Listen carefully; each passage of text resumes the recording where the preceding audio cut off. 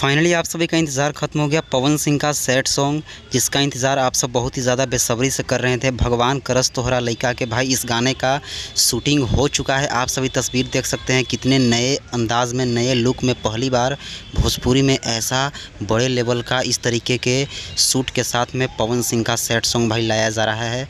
आप सभी इस तस्वीर में देख सकते हैं कितना पागल वाला अंदाज में भाई पवन सिंह नज़र आ रहे हैं। पागल वाले लुक में भाई पूरी तरीके से यह गाना खतरनाक होने वाला है। पूरा वायरल हो जाएगा भाई यह गाना।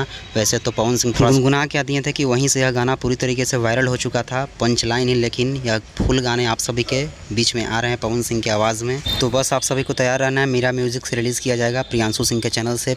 बाकी तस्वीर वायरल हो रहा है भाई, बहुत ही खतरनाक लुक के साथ में पवन सिंह आ रहे हैं इस गाने में। आप सभी तस्वीर से ही अंदाज़ा लगा सकते हैं। बाकी इस वीडियो को शेयर करिए, ऐसे ही अपडेट्स के लिए चैनल को सब्सक्राइब करिए। बहुत ही बवाल अपडेट्स आप सबको देखने को मिलते रहेंगे। धन्यवाद।